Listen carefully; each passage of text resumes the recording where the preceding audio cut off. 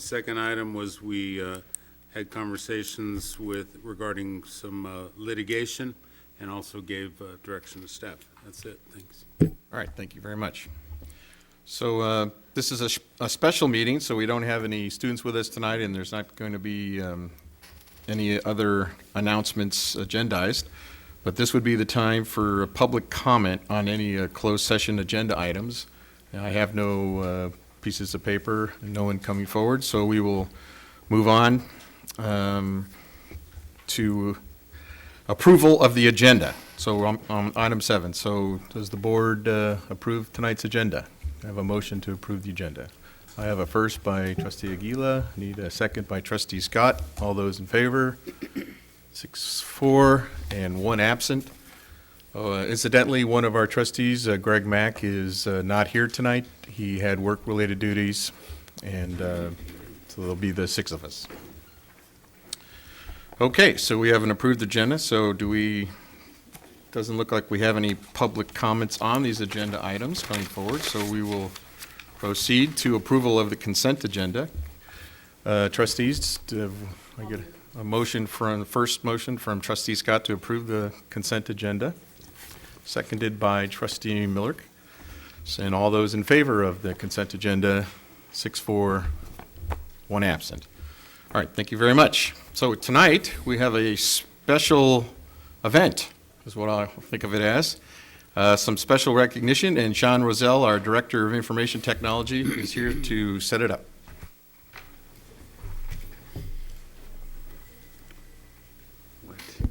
Hi, thank you all. Tonight I'd like to recognize the extremely hard work of 2 great classified employees. This is around the K-12 voucher program. So I put together a 45-slide presentation on what K-12 voucher is. Basically, this is it. The K-12 voucher program was it was money that was put aside by Microsoft for school districts to reimburse certain purchases. It was done about 10 years ago. The money has been added to a few times throughout those 10 years, and there was a deadline of September of 2015 to submit about that much paperwork in order to claim that money. We had $282,000 and change sitting in the voucher for our district, and it had not been claimed. And so we took on that project, and when we say we, I mean Betsy and Susie. They took. I looked at it and like, so.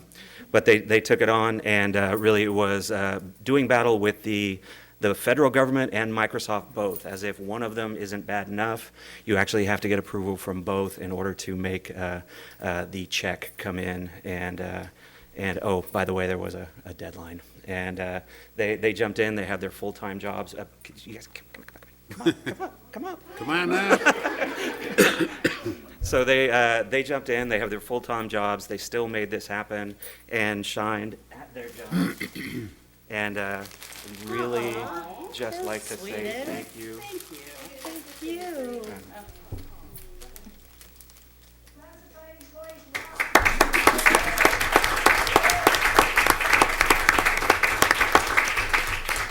Thank you guys. Thanks very much. Thank you. And it wasn't really 44 slides.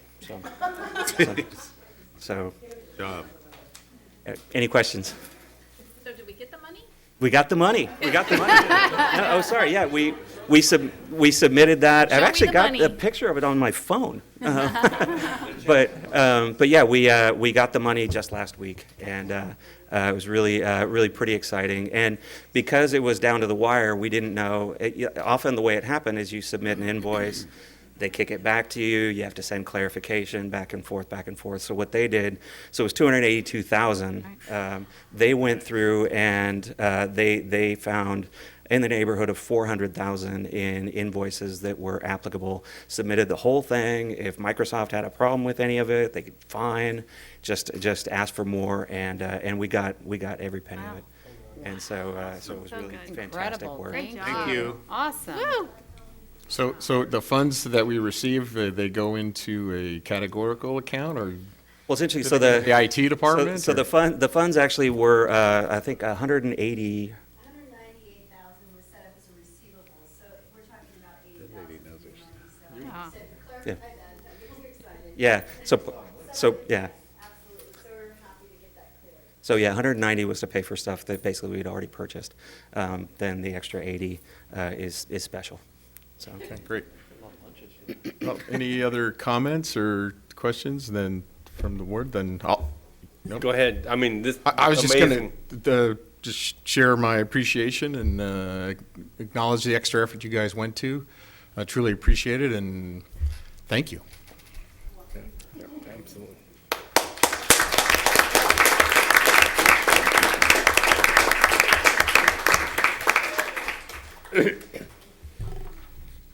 Okay, so that's a good way to start any meeting.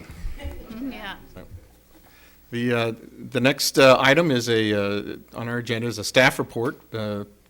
This is a report that's prepared by School Services of California, and was an organizational efficiency review, and our Assistant Superintendent of Human Resources, Chris Cusk, will set it up for us. Thanks. All right, so thank you for having me tonight. I want to thank you, board members, for giving us the opportunity to work with School Services of California on this, to take a look at our practices in human resources and in business services, the way we interact with the county. This was an opportunity for us just to look at what we're doing, find all the things that we're doing right, and find some things that we can do better to provide our customers with the best service that we can provide. So we have Debbie Fry here from School Services of California, and she's going to give you a little bit of an overview of the results of the survey, and we'll be working with our teams in business services and human resources to follow up on the recommendations made by School Services. One thing that I'm committed to, that I've talked with my team, and I know Karen's talked with her team about, is that we're going to achieve all of the outcomes desired in this survey. How we're going to achieve those may or may not be exactly like they look like in the survey, because I'm a big believer that we get the people impacted by the decisions in the room and we work to find solutions that work best for the team. So some of these recommendations that were made we'll be implementing with fidelity, as they'd say, and others we're going to find a different way to accomplish the same goals, but we're committed to achieving those goals. So, Debbie, I'll pull up the PowerPoint while you maybe introduce yourself.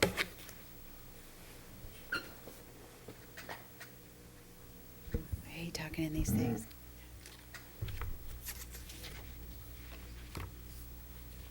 Thank you, Chris. Yes, my name is Debbie Fry, and I do work with School Services of California.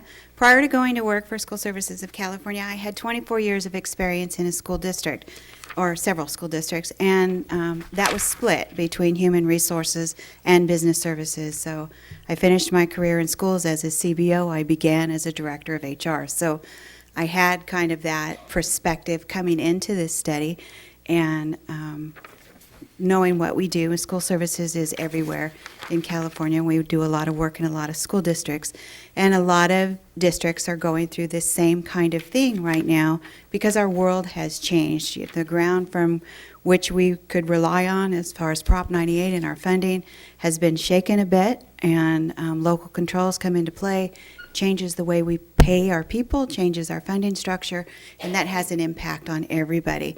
So I thank you for taking the opportunity to have a study done and for committing to some of the recommendations or all of the recommendations based on what fits for your students. I have a diagram within the study, and I know that you have copies of it, that shows the impact that HR has on student achievement. And it's very hard sometimes when you work in a district office to understand that impact. So what I found in coming into the study was you have a group in both departments of very hard-working people.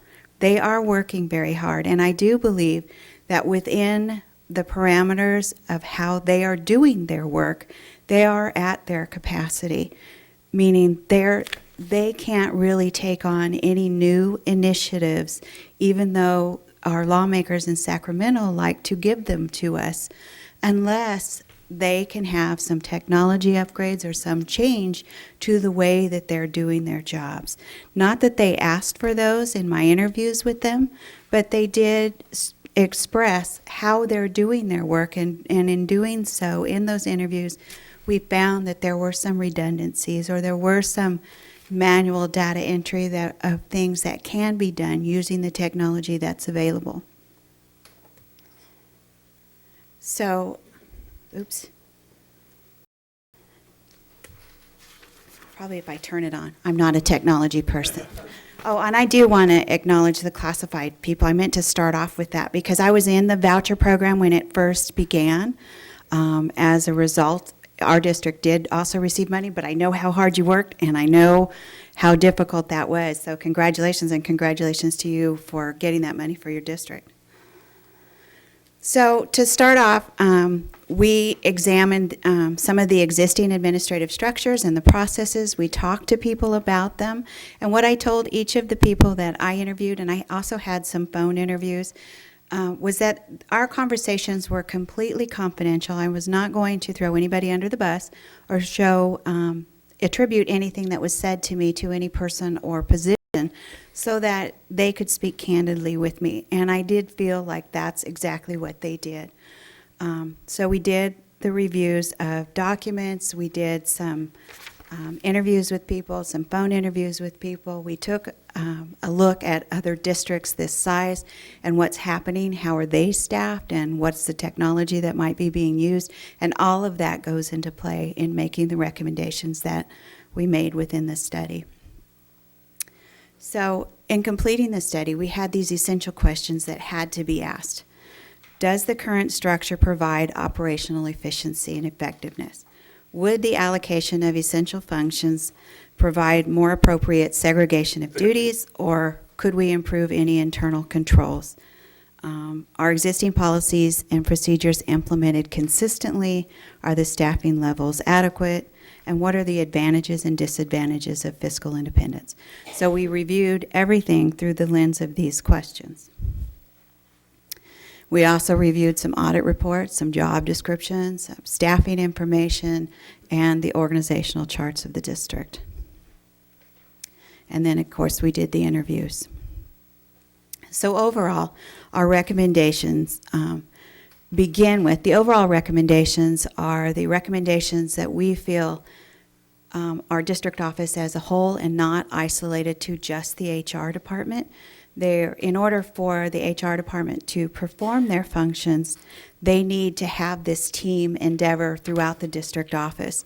So we feel like some formal communication structures that need to occur so that everybody feels informed about initiatives that the superintendent wants to have for the district, or the expectations.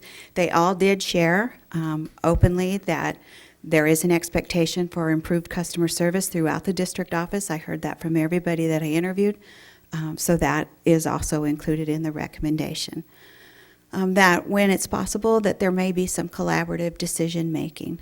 They may feel like they're not included, or they haven't been informed at certain times. The staff development plans for all of the staff, as we're changing to a new funding structure, as our lives are changing with the people in Sacramento making decisions. I had a conversation today with a school nurse about immunizations and how many challenges she's had since the start of the school, or the new rules are coming to effect, and how that's impacting their special ed department. There's a lot of stuff that's happening that the district office is going to get phone calls about. I know in my experience, if a mad parent didn't want to immunize their student, they would go to the school, they would yell at the principal, they'd yell at the nurse, and then when they didn't get satisfied, they'd come to the district office and yell at the superintendent or whoever happened to be there. So some of these things may seem like they don't affect everybody, but they do. And it's nice for people to be informed about those things. And sometimes that happens through an informal staff development. Sometimes formal staff development needs to happen so that everybody understands what's available to help them do their job. A process whereby job descriptions are updated, and I know you're going through a whole nother study and that you're looking at that impact, but once that's done, Don't put it on a shelf and let it collect dust until you need a new job description. It's really important that there be a rotation and those things are updated, because that's the accountability for the supervisors when they're evaluating the employees, and that's the employees' opportunity to develop what their professional development may need to be. So for human resources, what we found was kind of a mixture of some centralized processes and some decentralized processes, and it's really kind of unraveling as new rules come into effect with the sick leave law, with our Obamacare. Some of these things are impacting different people in different ways, and that information is not necessarily being shared in a way where people can learn from one another and help one another, and it involves everybody. So interview protocols and guidelines that are developed as a centralized service for human resources to offer to the sites and let the sites all follow the same guidelines. This is important to make sure that you have a process that can't be perceived as discriminatory in any way. And if everybody's being treated the same way, if candidate confidentiality is being enforced, then those things are less likely to happen. For the live scan, I've heard from several people that sometimes we have to send people out because we just don't have the capacity to fingerprint them in-house. Well, that's inconvenient for a prospective staff member, for one thing, and it may be more costly either to that person or to the district, depending on if you're reimbursing for costs that outside agencies charge. And then also develop an onboarding process where new employees are made to feel like they're a part of the district, that they are a team member the same as team members who have been here for a while. The HR department works very hard to sit down and go through the forms and the requirements and all of those things with each new employee individually as they come in. But there are other things, maps of the district, who you are as board members, when the board meetings are held, who to call when they're sick. Those kinds of things are important as part of an onboarding process. And onboarding is taking more and more of a focus in the corporate world now for those reasons. Technology training and support is huge. What is happening right now in the HR department is you have an old system, QSS, and an upgraded version, QCC, and some staff are using QSS and some staff are using QCC. In most areas, you can gather the same data from both systems, but it's a matter of the consistency and the way things are being done, not necessarily happening. And I know when I was in a county office, we were a pilot for SACS when it first came, and so we implemented QCC out of the gate, or QSS, I'm sorry, when it was very new in 1996. And it can be very troublesome and very hard to learn. We did it, and we fought. I kicked and screamed, I'll admit it, about doing that. But once we got it, it was okay. And then the conversion to QCC was not smooth, and I understand that. But you're right next door to San Mateo, which is where their headquarters are, and there's a lot of training that they offer there.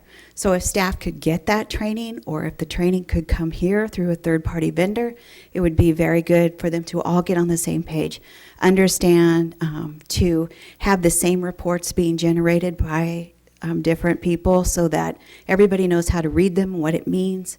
Those kinds of things are very important, and they can't do that without some training.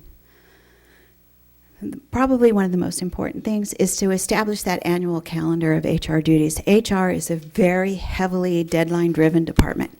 There are certain things that have to happen at certain times or within certain time frames that somebody might know up here. They might even have it on their desk calendar, but it's not shared with other people. So a site principal might not understand why all of a sudden they're being nagged to provide something to the HR department when the HR department knows that they have to have it, but they haven't shared that this is a deadline that they're trying to meet. So if there were a calendar that could drive some of the activities within the department and help to prepare for some of those really peak times, and also provide sites to understand they have these times to get things to the HR office, that would be very good.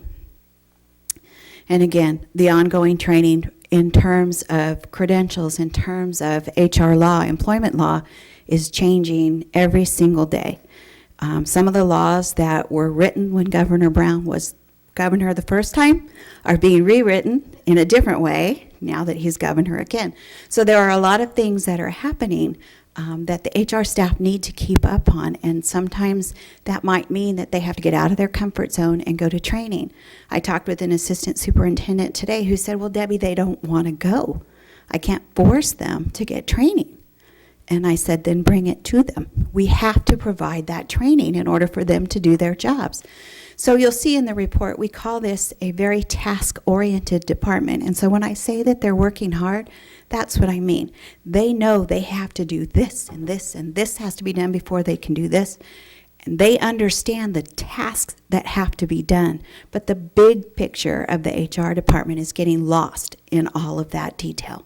So it's important to provide that training and then to monitor and make sure that the technology training is paying off and you're not walking by and they're still using an old system or they're still using a spreadsheet because they don't trust the system. And I'll just give you a quick example of that. When we went to a substitute caller system way back 1,000 years ago when I was in a district, we had the sub-caller to do our absence tracking for us. And so we did a redundant system for 6 months to make sure it was accurate, and it was. Well, lo and behold, in our payroll office, she was still keeping the handwritten sick leave cards, still using the sub-caller system, and updating on her spreadsheets all at the same time. So she was very task-focused, but she was not efficient in doing that. We knew that the system was accurate. Sure, there would be a mistake at some point in time. There's mistakes whenever there's human data entry. But there are ways to correct that in every system. So it's kind of monitoring that some of those things are being used and implemented. We talked about the benefits specialist position, and I talk about in the report the pros and cons of the position being either in HR or either in business, and at school services, we've seen it in both places. At this point in time, with customer service being a focus, we think that it might be best to have that position in HR so that employees, when they come with questions that have an HR focus, they can get their benefits questions answered by the same person who answered all their questions when they first came to work. So that's the reason that we have that recommendation in there. Later on in the report, I also do recommend an additional position in the HR department at a higher level so that that person is available for help with labor relations, to take on the onboarding, to help supervise the office staff and hold some of that accountability within the department. I recommended verbally that the benefit specialist does not move until that position is in place, just because the timing of 2 new people at the same time might be a little bit overwhelming. So it's best to just do things a little at a time. Desk procedures for each position in the HR department, and this is good for any department, and I've been in both. We all have our cheat sheets. We all have our little sheets of codes or procedures or screenshots or something that helps us to remember some of those processes that don't happen all the time. So what I'm suggesting, at least at the gate, is to collect those things in a folder or in a binder or something with a little note about what it means so that people can follow if they need to, if somebody's absent. And then again, the customer service, make that an ongoing expectation and apply some accountability around that. And then a functional organization chart for the HR department simply means who they are and what their responsibilities mainly are, because a lot of the comments back to us was we don't even know who to call. We don't know who we should call because we don't know who does that. So if there was this functional org chart and it was published on the web or provided in new employee packets or something, at least people have a name who they can contact. And then, insofar as position control works between business and HR, we have some recommendations around the implementation of position control. A robust position control system drives your budget. Your budget is probably 80% HR, 80% people. And a position control system then holds that budget accountable. Your FTEs and your budgeted amounts for employees are driven through the position control system. What I found was that it's not necessarily implemented, certainly not with fidelity, but not even fully implemented in the district. So it's time to maybe look at that training as well. And that will require both departments because it's a three-pronged approach to your budget in terms of your positions.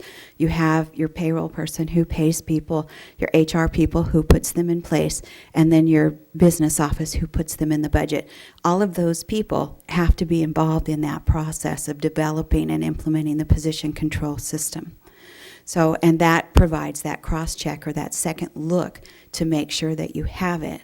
One of the things that you'll find in the FICMAT elements of districts who have needed intervention is that they lack position control. So you don't want to let yourself get there. And then one of the other things that I heard regularly from supervisors and managers was they don't even get a position control report. So they don't know what FTEs are being charged within their department or if it's even accurate. So it's important that they do that budget check as well. And then finally, I make a recommendation to consider, to at least look at, becoming a fiscally dependent district. And I do that based on conversations that I've had with the staff who really aren't able to articulate why we are fiscally independent or what the advantages to the district are at this point in time. Education Code 45034 requires that you not pay anybody serving in a certificated position if they do not have a credential. You've had an issue where somebody was working without a credential and you don't have that second look at the county office. The fines that are implemented when this happens can be implemented both on the district and on the county office, so you have a shared interest to make sure that your teachers are credentialed. Your superintendent has a vested interest in that because if it were an ongoing problem, his credential would be in danger. So there is a lot of focus around making sure that that credential monitoring happens regularly, and that's a service that the county office can provide.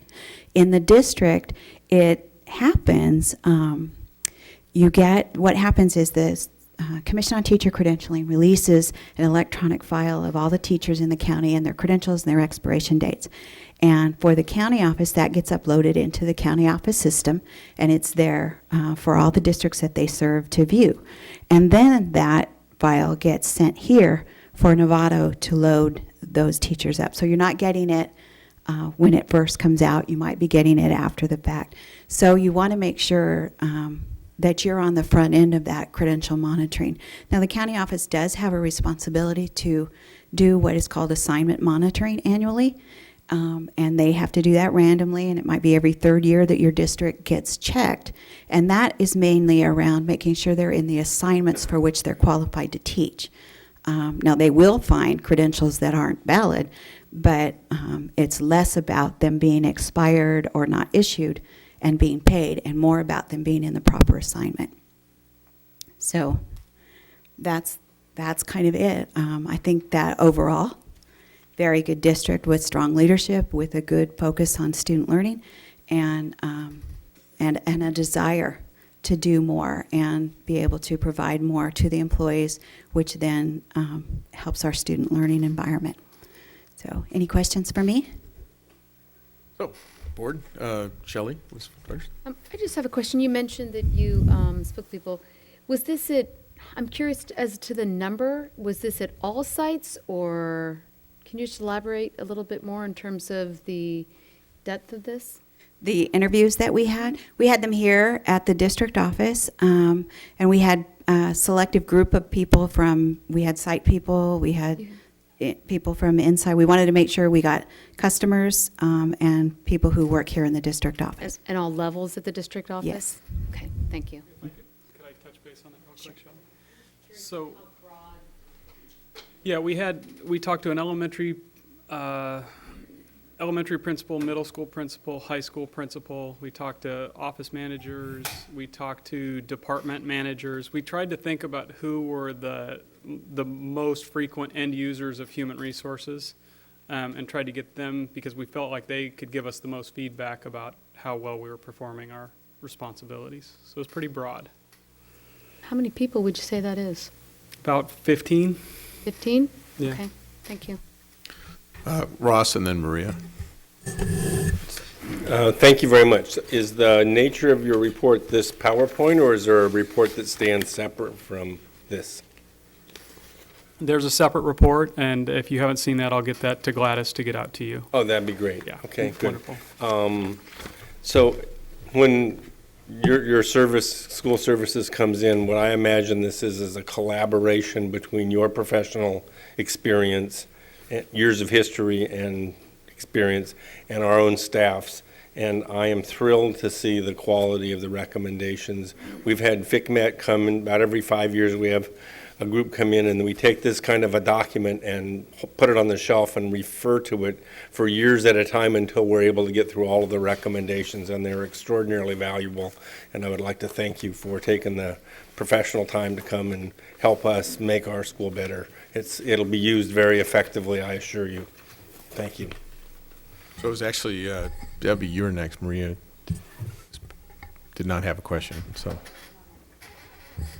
This is, I think, more for Chris a little bit, but, so first impressions and, is important to me, and so I'm glad that just walking into HR now, there's a smile on the face, which wasn't always the case, to be honest with you, and that was probably one of the biggest things I got from people out in the community was that, or when they made a phone call in, so thank you for just changing that alone, because that's perception and first impressions of us, and that's important. So the three things, or there's a couple things that I found as I read it. They're on pages 9, 10, and 11, and I think Debbie highlighted some of those. And so I just want to hear your feedback a little bit, is the recruiting. We found that the process of recruiting is not consistent across the district, so that was pretty concerning to me, that there's some discrepancy between somebody not here at the district hiring and not reporting it to HR. Am I misunderstanding that, or? Yeah, I think, and Debbie, I'll try to address that, and if I miss the mark, please step in.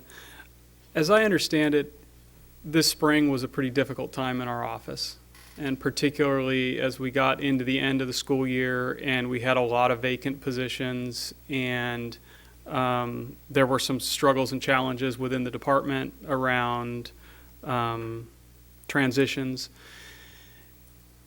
And it kind of became a little bit of the wild, wild west around interview practices. I think people had the best of intentions and were trying to lighten the load on the human resources department, but in doing so, really went to a decentralized selection process in some regards. HR didn't always know exactly when interviews were happening at school sites for teaching positions.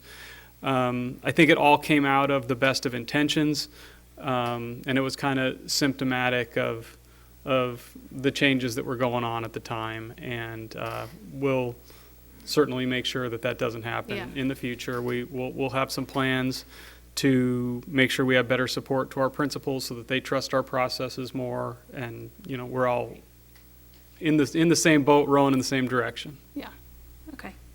And then there's no formal orientation for new employees. I know we do orientation for teachers, that's quite extensive, but we should, so I just am curious if you're going to in the process of changing this, I'm assuming. So, I mean, you don't need to go into great detail, but as long as these are my concerns, and if you're addressing them, then I'm. Yeah, what I'd say, I'd come back to what I said before, is that these are all very valid and reasonable recommendations. These are ways that we need to serve our community better, and we will. Okay, and then it's important, for me, it's important that they get as much professional development. We provide tools to our students to be successful. We should be doing the same for employees. Absolutely. And if they don't Agreed. want to go, sorry, still have to go. And then the teacher credential. I've done a little arm twisting. The teacher credentialing thing was big for me. So we've really got to be on top of that. Agreed. Okay. All right, thank All you. right, so we're going to, Tom, and then back to Maria. I just have a couple comments, and I think I have three as well.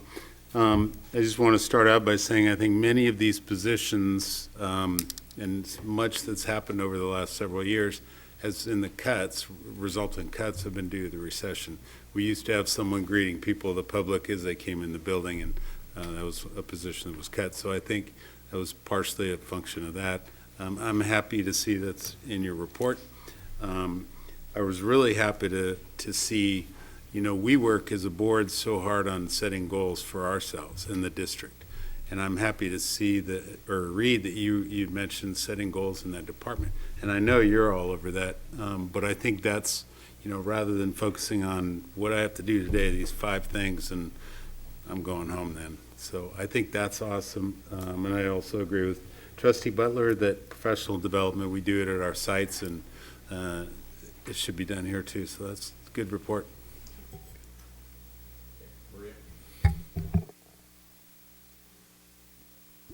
I'm glad that the study was done and it was found that some of the staff were not taking advantage of being trained, and additional training could help better support the district. So I'm just glad to know, because it was a concern that to make sure that they do get the most current information, especially relating to the LCFF. So happy to see that that's going to be included. Thank you. Any more questions or comments? Then I have just probably more comment. I just wanted to thank you for the work that you've done. I've always had a lot of respect for California School Services. Besides CSBA, it's one of the organizations that I look to for information and for details. I rely on your alerts and other information. And the work that you did here obviously was, you worked hard as well, and you're brought forward, and you're letting us know you're giving us some good ideas, and I just wanted to express my appreciation for that. I think it's some of the things you talked about, the capacity issue. You started out how it's very common with the advent of technology. All businesses are switching over, making use of those types of things, but at the same time, you recognize that everyone is hardworking. The intentions are there. Everybody wants to succeed, but sometimes you run into these things, legacy issues like some on QSS, some on the QCC. So I really appreciate you bringing those to our attention and recognizing the hard work and what we're trying to do and what our people are trying to do in that department. And the fact that you brought up the collaboration issue, I know that people around here have heard me say this before, but when I want to get an answer, I go to the shop floor.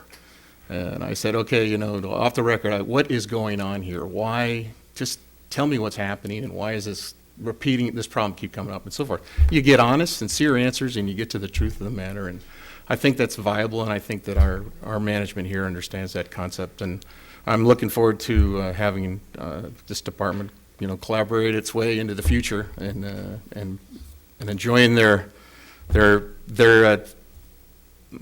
recommendations, implementing the recommendations, and so forth. So thanks again very much for doing this for us, and I appreciate it very much.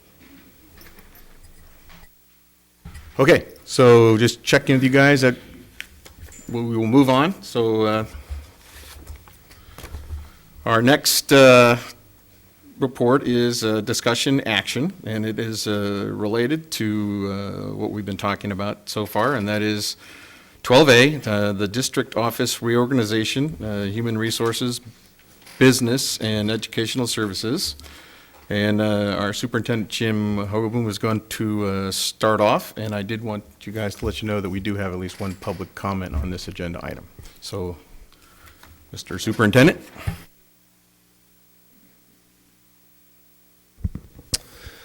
So good evening, everybody. So this is a follow-up to really the school services report, and a couple of those recommendations are in here. So I just kind of wanted to explain that in a little more detail. So really the purpose of the district office, the only reason we're here is to support our schools and our students and our staff. And so, we want to make sure that we do the best job of doing that. And so this is my 7th month here, so I've had some time to kind of talk to people in different departments and different staff. And so talking with Chris and with Karen and with other staff, that's prompted my kind of reorganization ideas that I'm bringing forward to you guys tonight. So on the bottom of 12A, let me talk about the funding sources and costs a little bit, and I'll come back to that. So there's really the positions I want to talk about tonight. There's 3 classified positions and 1 certificated position. So the first one is the cost of an additional human resources coordinator, to be specific, which is approximately $65,000. That was the one that has just been discussed in the school services report. The other the next two are in business. One is a maintenance and operations supervisor, and the other is a custodial supervisor. The cost of that would be about $65,000. And then the overall cost of restoring the assistant superintendent, I believe used to be called curriculum and instruction. I'm suggesting ed services would be approximately $20,000. And that's because while we're adding an assistant superintendent, we'd be cutting a director level position. Becoming fiscally dependent on Marin County Office of Education is going to be a fairly lengthy and complicated process.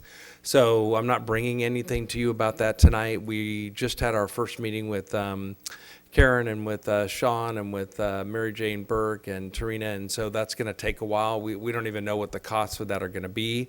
So we will be having, I think there were some subsequent meetings, so we'll bring that back to you as we get a better handle on exactly what that's going to look like, what a timeline looks like, and what the cost of that will be.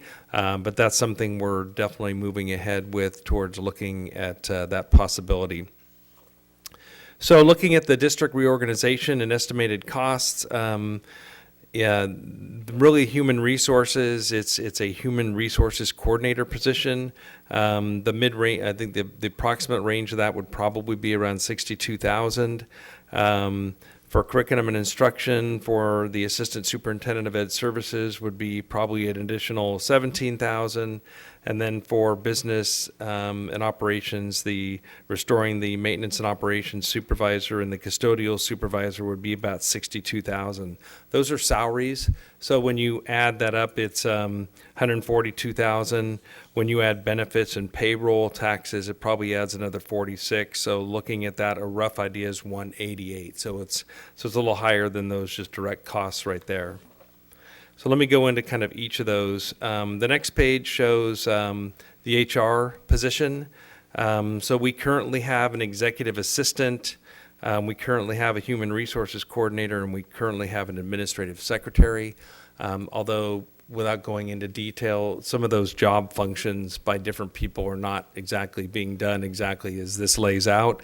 So that's where Chris talked about working with the people in his department to see who's going to be doing what, but it might not look exactly like this talks about. For example, one of the suggestions was having the 2 human resources coordinators, dividing that up alphabetically between certificated and classified support. So that may or may not happen. So that's where Chris wants the flexibility to work with people to find it exactly, might keep it where somebody does classified and somebody does certificated. So, but the gist of it is that the position that we don't have right now is a human resources coordinator position. So just want to be clear about that. The next one in terms of order is an assistant superintendent of educational services. Right now, we don't have that assistant superintendent position. Obviously, we have 2 directors, so we have an elementary and a secondary director. Ruth Ann has announced her retirement, so she will be leaving, and that really has sparked us to restructure that position. So instead of having 2 directors, Julia would take on something along the lines of Director of Curriculum and Instruction and Innovation.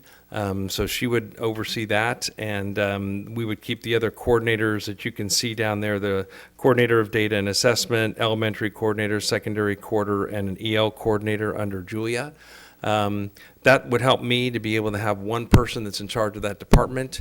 It's critical to me that, we support, a key thing here is we support our principals, so having an assistant superintendent who's been a principal. So I would think of somebody that's either a current director or somebody who's a principal who has a capacity to really oversee curriculum and instruction. is really important. That's really arguably the heart and soul of our district is how that works.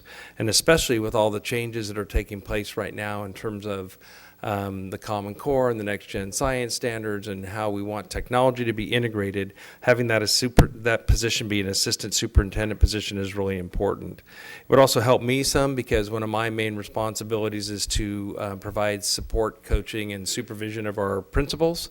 So we have 13 of those, and in addition, right now I have Ruth Ann and Julia and Liz and Lynn and Leslie. So having the assistant superintendent take over supervising the coordinator of student services and the director of special education would help me a little bit to be able to make sure I'm out there seeing what's going on in our schools and supporting our principals. So that is the assistant superintendent of ed services. And on the next page is really restoring 2 positions in the district. And with Dave Ash retiring, one of those positions would be maintenance grounds supervisor, and the other would be a custodial supervisor. We actually met with Mark and I think Dennis, and they actually talked to us about their desire to have a custodial supervisor because at present right now we don't have that position. So it would be probably a flexible position. It might be a 10 or 11 in the morning until 7 or 8 at night kind of thing. But currently we don't have somebody who goes around and kind of checks in and sees how those custodians are doing. We would also combine that position currently with our facilities coordinator. So those are those 2 positions, which I think we really need to support our maintenance and operations people. And then after that, you have a sample job description. I have not put a full job description yet, but it would look along the lines. This is a sample from Las Virgenes Unified School District, but these are the kinds of things that I would be looking at our assistant superintendent of ed services to be doing.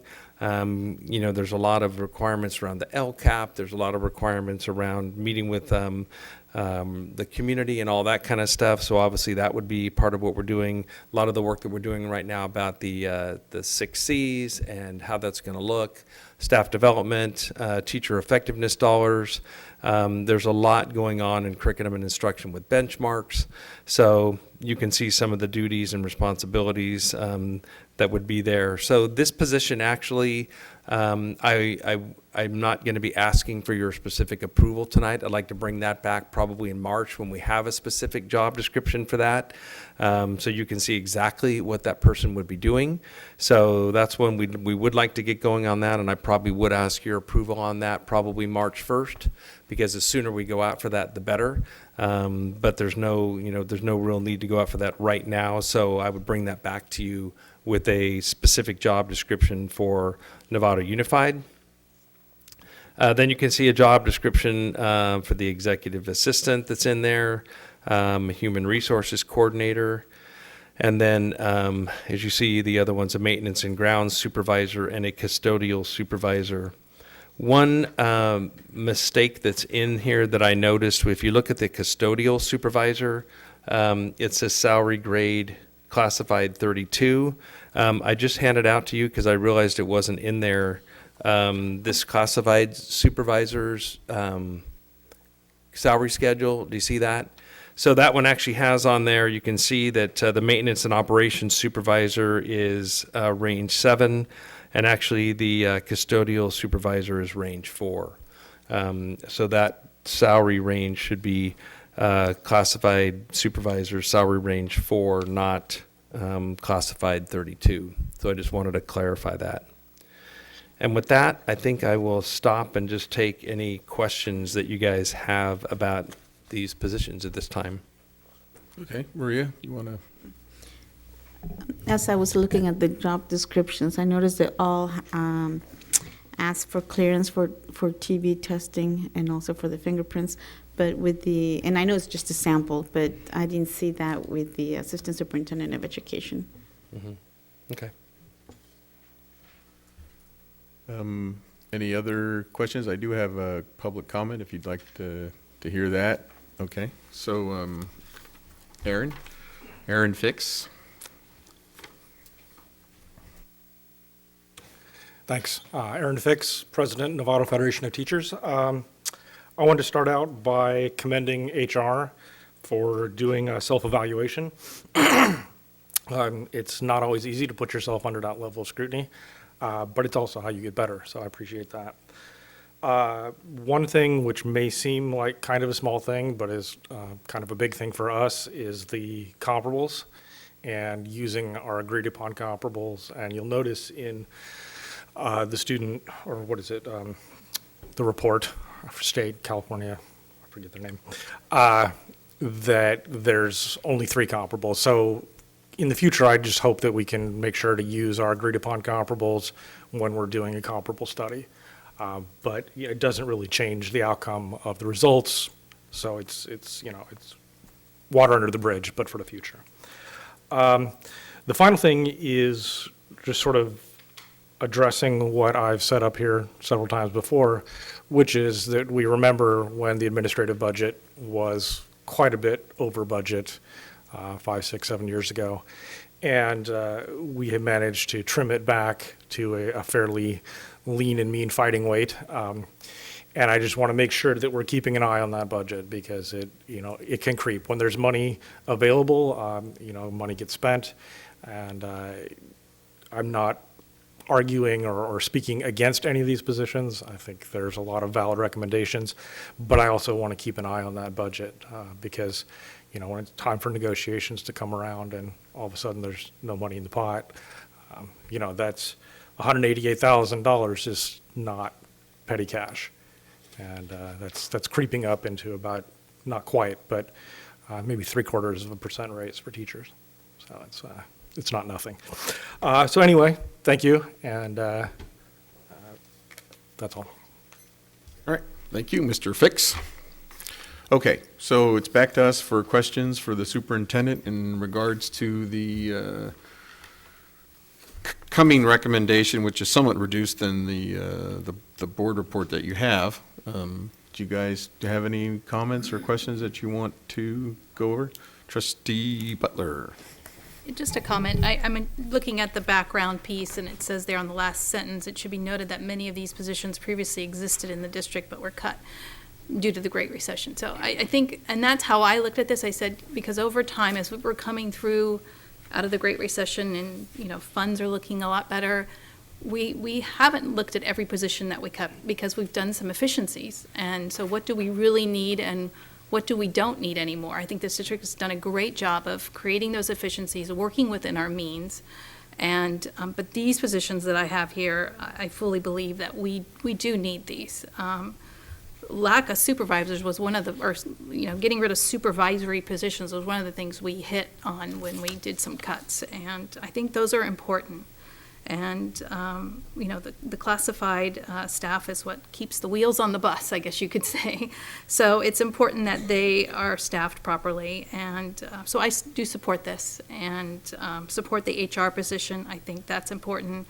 I'm glad they did the comparables. And yes, they only did 3, but that was important to look at what other districts our size and number of employees, what they had in their office. And that was important to me, that was provided. So that helped me quite a bit. So I like what I see. Thank you. Ross? So I appreciate that we're putting back some of the organizational structure that we took away, and I don't think it was an efficiency to take it away. I would characterize this last Great Recession as a cost-cutting time where you relied on, instead of somebody being trained to the position, you're relying on the fact that the person in the position had learned the job when there was money available to train them, and you're using up that reservoir of skills and talent. And as time passes, everybody needs to be refreshed in their new job because they grew or the position's been replaced. So putting back this organizational structure that assures continuity of our organization, everything from making sure we have credentialed teachers and we're checking that they're credentialed, to making sure we have 3 people double checking the budget to make sure that something like a personnel item isn't missed, needs to be there going forward. This just restores kind of a healthy organization, which I think we stepped away from a little bit in the face of severe economic constraints. So I'm in favor of what we have before us. I'm glad to see the recommendations that was brought forth by a consultant that are being implemented so quickly in some areas. So I'm fully in favor of this health checking our organization and bringing ourselves back up where we ended up with some shortfalls. Good. Anyone else ready to move ahead? Then just briefly will, echo what's been said already about much of this is a restoration of what we had, and as the state goes about restoring funds back to 2007, 2008 levels, I think it's important that we do things, we put things back in place. But what's more important to me is that we do it from the perspective of better than what we had before. So not exactly what we had before, but a little more implementation along the lines of technology and some of the things our consultants brought up today. So it's not just about spending the money again, it's about how we spend the money. And to Mr. Fix's point that, it's finite. And I think that, from my perspective, I think we get that. There's only so many three-quarter increases of money that we can go ahead and commit to, so we need to be judicious about that. And I think this is a pretty broad picture of what things that need to be done. And the one that I want to emphasize the most has to do with the curriculum, and that would be the assistant superintendent heading up instruction and curriculum, because so much of what we are faced with these days has to do with the implementation of Common Core and our new assessments, and the list goes on, and the increasing demands that are put on our certificated staff. We heard a little bit about the increasing demands and mandates that are put on our classified in HR. Well, it's double that when it comes to our teachers, and I think we owe it to them to have a strong department coming up and supporting them and helping them implement these things and taking on these, what I would refer to as very challenging transitional times. So I look forward to that work coming forward, and of course this fiscally dependent issue is something that I guess we'll hear more about going forward as well. So we have, I believe the recommendation tonight is for the board to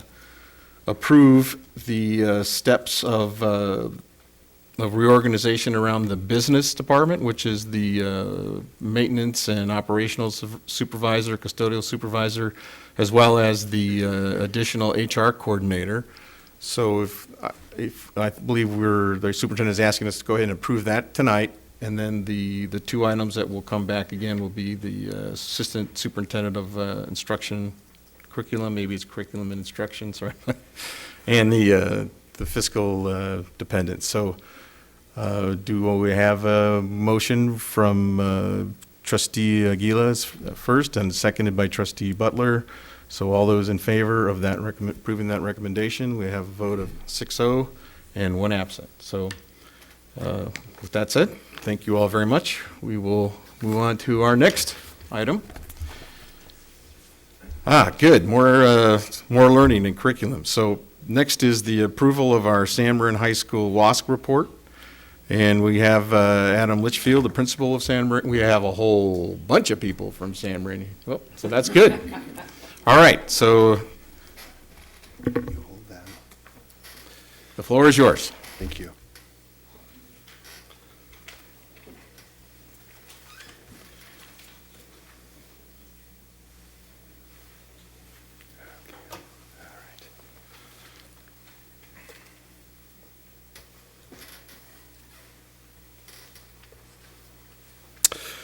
Good evening, Board of Trustees and District Administration.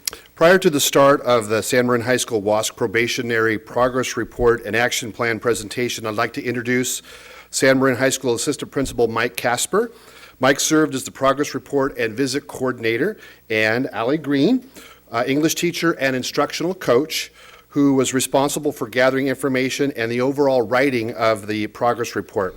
The three of us will present the San Marin Probationary Progress Report and Action Plan for your approval. As you know, public California high schools go through an accreditation process to ensure a high-quality education is available for its students. The Western Association of Schools and Colleges, or WASC, last visited San Marin High School in March 2014. During the 4-day visit, WASC representatives reviewed our school community and identified both the strengths and critical areas for follow-up. The WASC commissioners granted San Marin probationary status, meaning that the visiting committee would return to San Marin this spring for a 2-day follow-up. 3 members of the visiting committee will be at San Marin on March 7th through 8th, 2016. The report is divided into 5 sections. The first section, Student Community Profile Data, asks us to update the community profile, program information, school vision, student and staff demographics, and a summary of data and critical learner needs.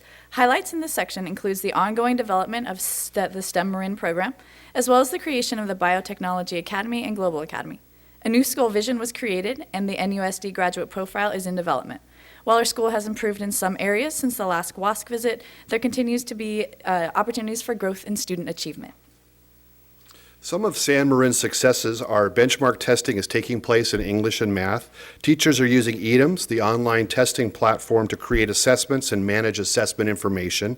Student performance on CASP English tests, implementation of Common Core and the next generation science standards, placing emphasis on our subgroups, improved performance in English and biology based on changes, and an increased in enrollment.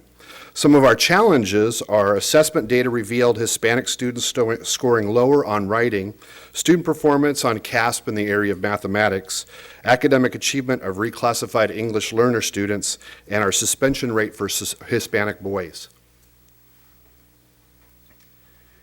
At our staff and department meetings, we are currently analyzing and discussing the following things. How do we assess true learning outside the framework of a multiple choice test? How do we balance the use of technology as a learning tool while also being mindful of issues surrounding equity? What constitutes a passing or failing grade for students? How can we best serve our underrepresented students? Are our students learning more, or are we lowering our standards? What are we doing that is effective, and how do we duplicate that? How do we change culture in a way that permeates everything that we and the students do? What concrete steps are we taking when we look at data? What can we do as a staff to positively affect our Hispanic Latino population? Section 2 asks us to report significant changes and developments since the last full visit. While we have many changes and developments, the most significant are further development of the STEM programs, including biotechnology, pre-biotechnology academy, Cisco Academy, global and pre-global academy, and STEM Marin. Further articulation with the College of Marin through aligned and articulated coursework. Elimination of 9th and 10th grade English honors courses, preparing all students to take higher level of English courses in 11th and 12th grade, and all 9th graders taking biology. Our STEM programs continue to grow. New STEM-related courses have been provided opportunities for students to experience project-based learning, use of technology, integrated curriculum, small program size, empowering students to manage their own learning, and work-based learning opportunities. New courses for this school year include Global Academy English, U.S. History, Government, Economics, Environmental Science, and Environmental Engineering, Engineering GIS and CAD, Film, Introduction to Networks, Personal Finance, Algebra Fundamentals, and new Bio and Biotech classes. New courses for this coming year are scheduled Senior Engineering, Robotics, and AP Computer Science. The third section of this report is focused on ongoing school improvement. In this section, we described our process of engagement of all stakeholders in review of practices and student achievement. This year, we offered PK for the 4th time. Parent Institute for Equality Education helps Spanish-speaking parents understand high school and helps them guide their children while in school. Many parent graduates of the PK program continue to support San Marin as members of ELAC. ELAC is used to collect and disseminate information to our English learner community. SMHS works with many community organizations, such as 10,000 Degrees, to support our underrepresented groups. At San Marin, there are many opportunities to influence our community through PTA, School Site Council, ELAC, PK, San Marin All Sports Boosters, STEM Marin Fund. All of these groups work hand in hand to make San Marin High School a better place to learn and work. Compass, College of Marin Promoting and Supporting Success, is the focal point of the college's agenda to eliminate educational inequity in Marin County. It is the outcome of 2 years of planning and collaboration with the Marin County Office of Education, every high school in the county, and several community-based partners. It is based on a contract between students, family, and high schools and College of Marin, in which participants, beginning in the 9th grade, agree to fulfill certain responsibilities. San Marin is piloting a college course for 29 9th grade students on Wednesday mornings. The fourth section of the report is progress on critical areas for follow-up / school-wide action plan. Critical area number 1 is focused on collaboration. To address this, we've streamlined our Wednesday late start days. We've held site minimum days for planning and professional development. Release time has been granted for planning. Critical area number 2 is focused on lack of technology and reliable infrastructure. While we continue to have needs with devices, we are much further along than 2 years ago. Critical area number 3 is focused on school vision, a process that we completed last year and will update as the graduate profile is further developed. Critical area number 4, time to plan, implement, and evaluate new and existing programs need to be built into the schedule, and existing time needs to be better utilized. This has been addressed through common planning periods, site and district minimum days for staff development and planning, program curriculum days, release time for program leadership. Critical area number 5, the large achievement gap is still a work in progress. There's been a shift in English courses, a new biology course for 9th graders, and the development of academies. Critical area number 6, a lack of evidence the course content is standards-based is addressed by alignment with the standards and our ongoing work with Common Core. Critical area number 7. There is a lack of variety of instructional and assessment strategies employed by teachers. Student engagement will improve once better and varied instruction takes place. This has been addressed through a variety of ways, including most teachers SciAp trained, PBL training, next generation science standards, Google app training, CPM training, etc. Critical area 8. There remains the need of a comprehensive assessment system in place, including district and department-wide common assessments. This has been addressed through the implementation of EDIMS, district-wide and site literacy assessments in mathematics and English. Our 2015-16 WASC action plan has 6 actions. Action 1 is to ensure that all Common Core state standards are being implemented. You can see that we have identified a growth target of an annual percentage increase of 5% in English and mathematics for all students, English learners, reclassified English learners, economically disadvantaged, and students with reported disabilities. Action 2, focus on closing the achievement gap for English learners through the lens of grades, CASP results, A through G rates, etc. We have increased the number of sections of ELD sections to serve our English learners from 2 to 6 this year. Action number 3 is the use of assessments to improve instruction. With the implementation of EDIM, staff has a more effective means of creating assessments and analyzing data. Our goal is to assess, analyze, and correct learning in an efficient manner. Action number 4 is suspension rates and data. As we completed our data mining process, we discovered there was a disproportionate number of our Hispanic boys being suspended for their behavior. The goal is to reduce suspension rates among Hispanic students by 15%, overall suspensions by 20%, and classroom defiance and disruption by 50%. Action item number 5 is career technical education and career readiness. For this goal, we are continuing the development of existing academies and creation of 2 new academies to be implemented during the 2017-18 school year. While the 2 new academies are yet to be determined, staff has explored a number of career pathways. Action number 6 focuses on equity and school culture. The growth target for this goal is to increase the percentage of students, including Latino Hispanic students, in meeting the A through G requirements. We also want to increase the percentage of graduates, including English language learners and socioeconomically disadvantaged students.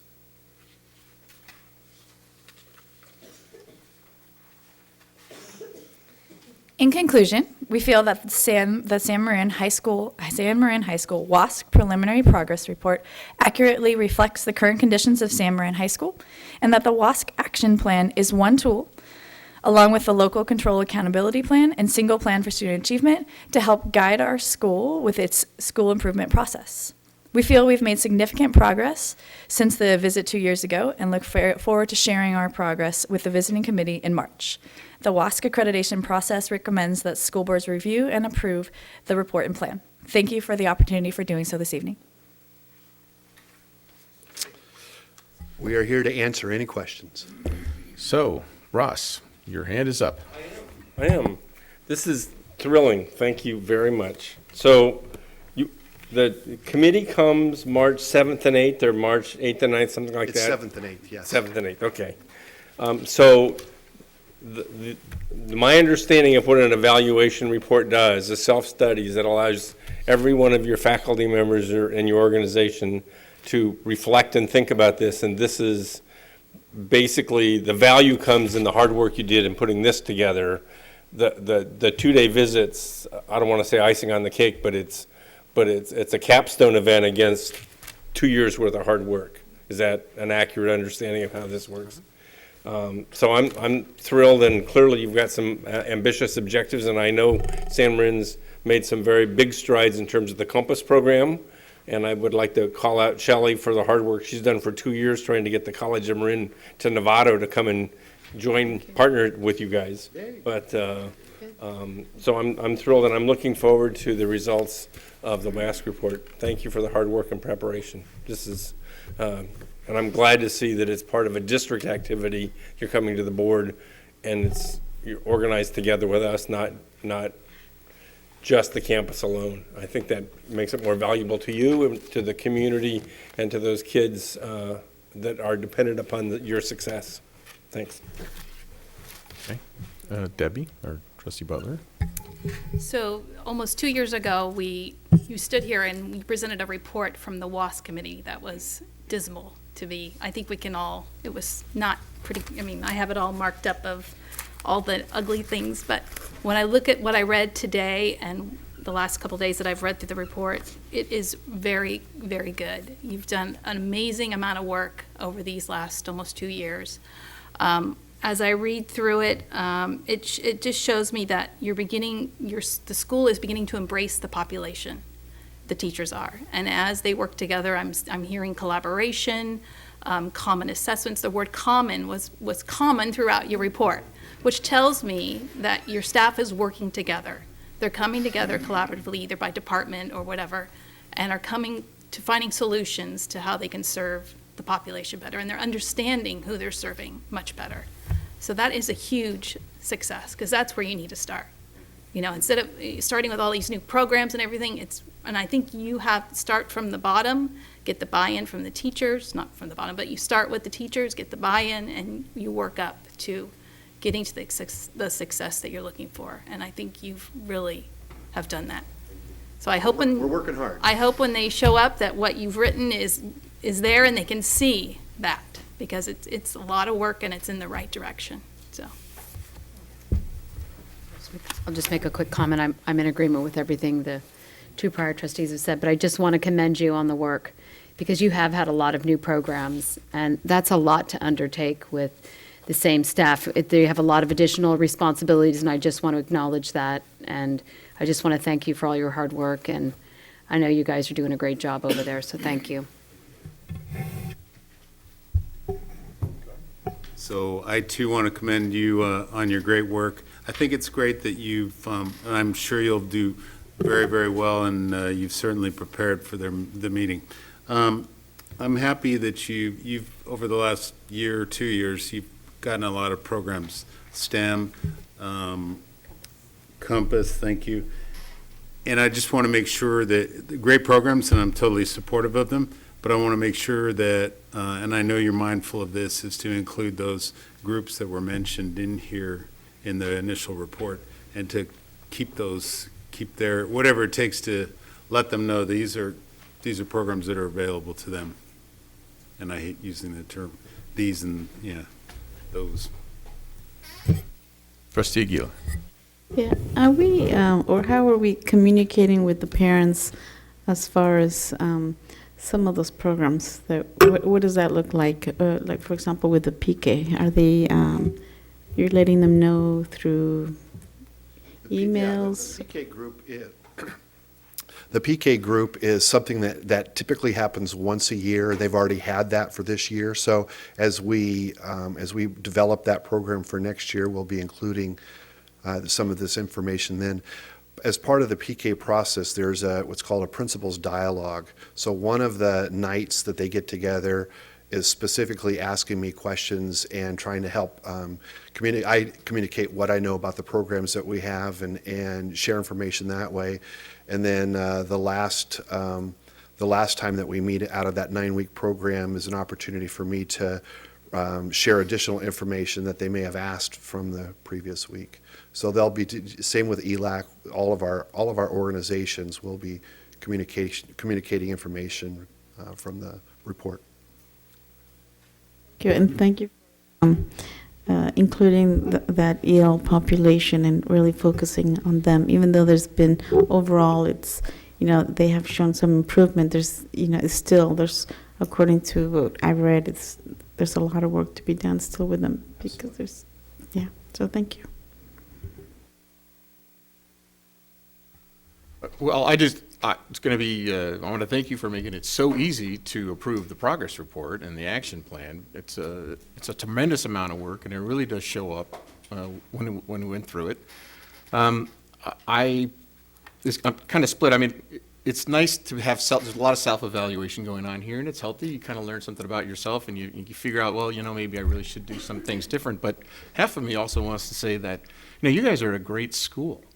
And you deserve accolades and a lot of credit, and nobody's perfect, and these things came to light. But it's not like kids aren't learning over there, and that not everyone there is doing a good job, and except for the intentions are there and the effort is there. So I'm proud of San Marin High School and them being in our district, and I know that way more often than not, you're successful. So again, appreciate the amount of work and how serious you've taken this, and I look forward to passing the review and these steps being further implemented and having another. When's the next WASC report due? Is it every 10 years or 8 years or 6 years? And having another 6 years of great education going on. So I'm prepared to accept and support. And by all means, if there's anything you ever think, I think I speak for all of us. If you think there's anything the trustees can do to help you on this issue, or certainly anyone down here, please don't hesitate to ask.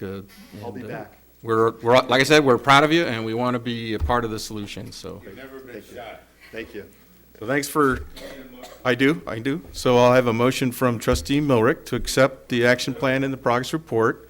And Maria, I'm going to go with Shelley second, if you don't mind, because I know that she's hanging out down there and working on stuff. If we can find out when the actual plans and places are, if there's after visit, a report out, I would love to attend. Absolutely. Yeah, we don't want to be a double-edged sword, so if being there's a good thing, let us know, but if being there's a bad thing, we'll stay away. I'm tongue-in-cheek, just kidding. All right, so thanks a lot, you guys. Thank you. Okay. So we need a motion? Motion, and I need to call for the vote, is what I didn't do. So all those in favor of the acceptance of these reports, I have 6 ayes and 1 absent. So again, thank you very much. Thanks for that parliamentarian reminder there, Trustee Miller. Speaking of that, I have to go to the next item on the agenda. This is cool. We are going to consider approving a data analytic tool called Schoolzilla, which is like a horror movie. No, I don't know. No, I know what it is. I'm teasing you guys. Julia Kempke and Sean Roselle. It's like Godzilla. It's nothing like that.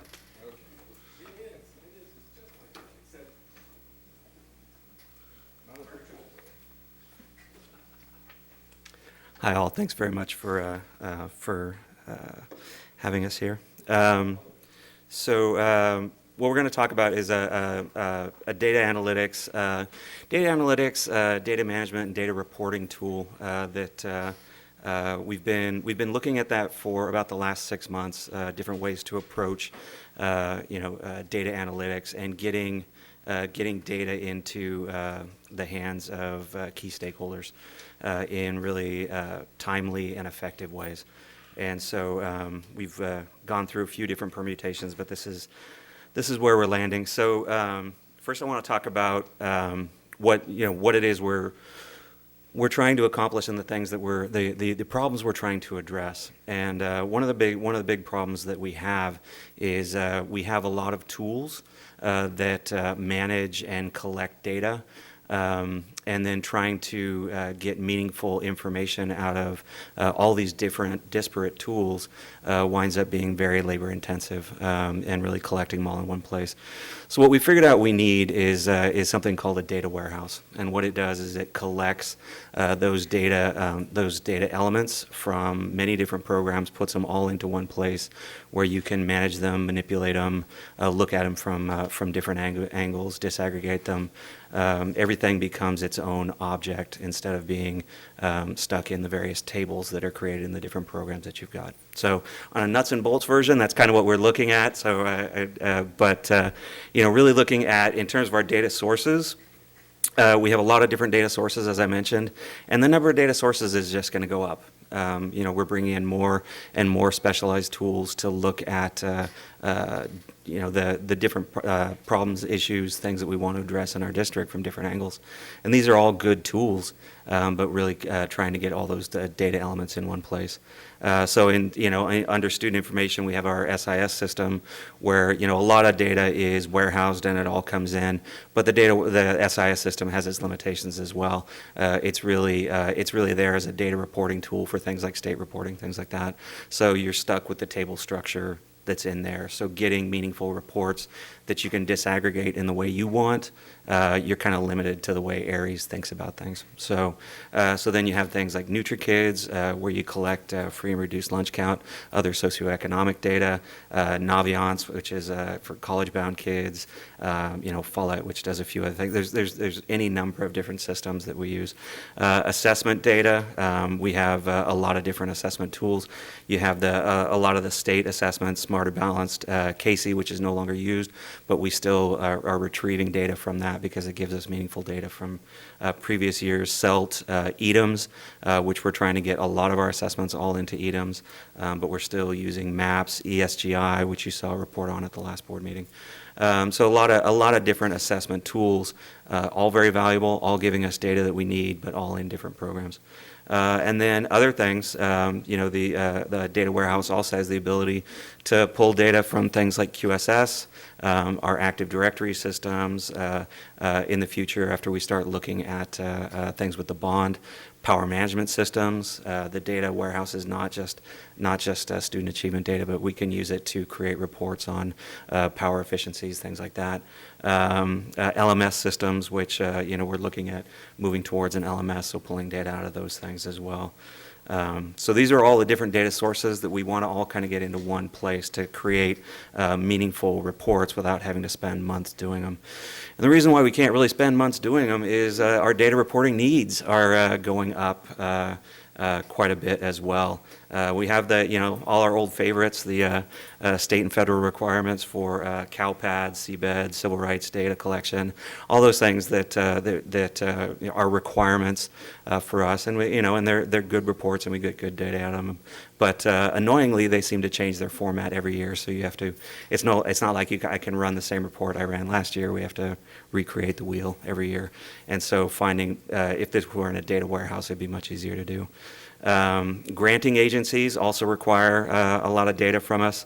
MCF, we get a lot from them, but they also want to know that what they're providing us is being meaningful, is making a difference. So they have a lot of data requirements from us, and we're happy to fulfill those, but it is an obligation, and it's same with all the different grants that we receive. Community partners like 10,000 Degrees, Marin Promise, same thing. They have a lot of data requirements from us and a lot of reports that we have to run from them for them, and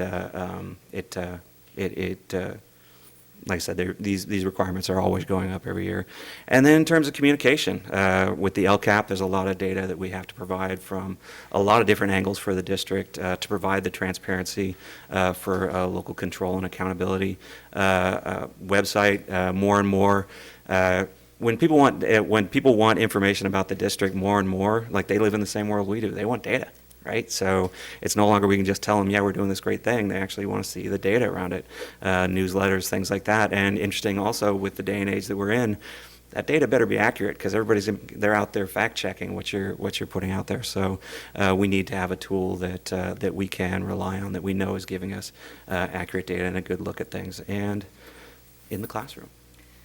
So this is a collaborative presentation because this really impacts the work that curriculum instruction does, because I can tell you that we have people in our department making decisions around students' placements in different classes, and it takes a tremendous amount of work to pull from each one of these different systems. Well, Schoolzilla gives you the option of basically click, click, and then you get the report. And so that our folks upstairs can be focusing on how to support the instruction. So if they're pulling up that we do see an inequitable outcome for a certain amount of students, we're able to get that data quickly so that we can work on the instructional part instead of working on figuring out where exactly the problem is coming out. It also allows us to take a look at course effectiveness. So especially when you're looking at curriculum, what kind of implementation are we having in terms of different units and those types of things.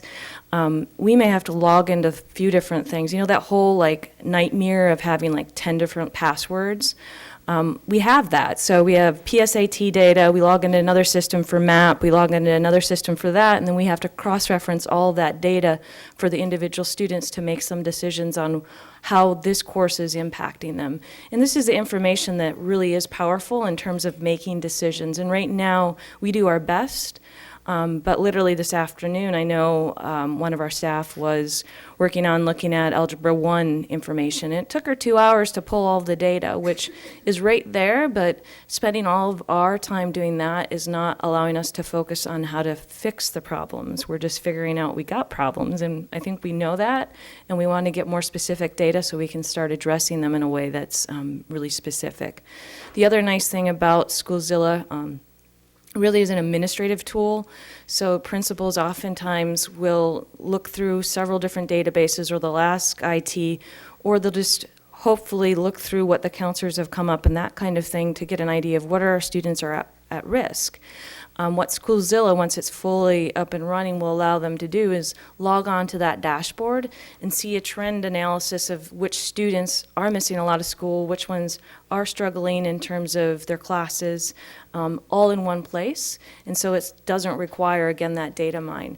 The technology is here, so it really is important that we use it so that we can become a little bit more efficient in terms of it.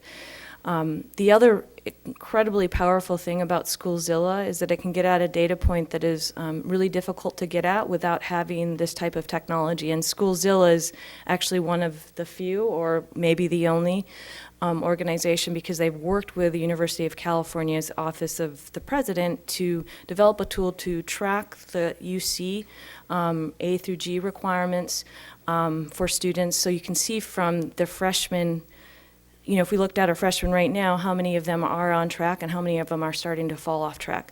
The only way that we can do that as a system is to do this huge data mine and then do some transcript evaluation, which is, again, incredibly time consuming.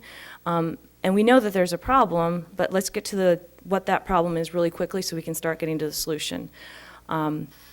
The other thing that we just wanted to mention is that when we do have this data and we had the opportunity to use one tool that pulled similar data to what we'd see with Schoolzilla, it provides us with some of the richest and most productive conversations that we can have together so that we can get at some of these solutions, because the problems that we often face and talk about is around that achievement gap.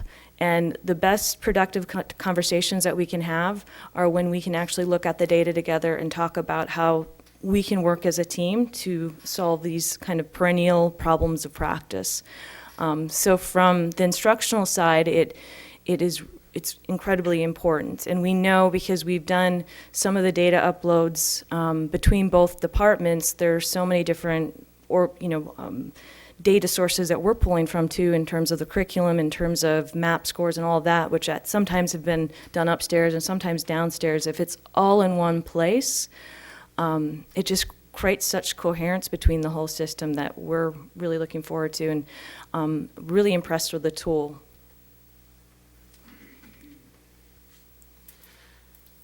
So the next, I guess, the next thing we'd want to talk about is why Schoolzilla. So I'll give you a little look into the way that we approach this. We first looked at met with key stakeholders, tried to figure out what the problems were that we were trying to solve. And it was everything from Steve Hospodar at Hamilton, and he, the reports that he was trying to put together to look at effectiveness of programs in his class. He was spending the better part of a couple weeks after they got their first formative assessments in, and kind of looking at, like for fractions, like what, is there one class where kids are doing extremely well in fractions, and what are they doing to make that work, and maybe another class where it's not happening. And so for him to create those reports, it was taking him weeks to do. So we used a similar tool to this, sort of a free version, to create a report for him that did this, and it really made all the difference in the world.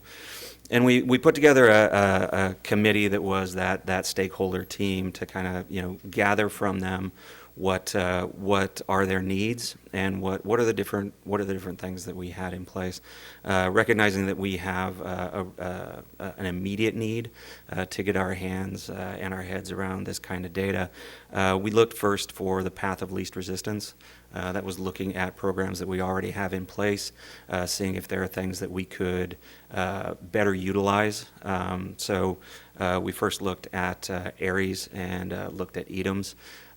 They both had certain limitations, different limitations, but they weren't able to really give us the reports that we wanted. And that's when we settled on needing an actual data warehouse. And so we looked at different offerings that are out there, iResults, Schoolzilla, Illuminate, and that was another one. But we looked at different offerings that were out there. One of the things that really impressed us was the work that Schoolzilla had done with the UCOP, the University of California Office of the President. And that is UCOP recognized that the problem that we have with keeping kids on track for A to G. This is a statewide problem. I mean, it's a really challenging thing. Because there are so many different options, and often the only way you can tell someone is off track is when they're already like tragically off track. So the UCOP went out for an RFP for a system that would help them with this on their end. Schoolzilla won that contract, and that was really pretty informative. But Schoolzilla, the way they started in this, they originally were the data analytics team for Aspire Public Schools. It's a large charter school system. And they, in 2013, not 2103, sorry about that. They're very forward-thinking. In 2013, they spun off into their own company, and at this point, they're serving dozens of districts in California, and they've done.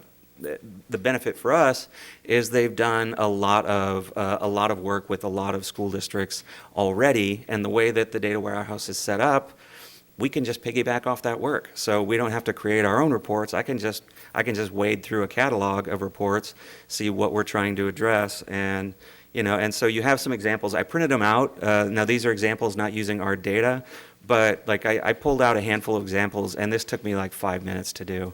Once we actually import our data, it would be the same as, okay, you pull out this report, run this report against our data, and get a report like this. So the first is an attendance one that shows in this school district they seem to have a declining attendance as kids get older, so maybe they should look at what's going on in later years in high school, that kind of thing.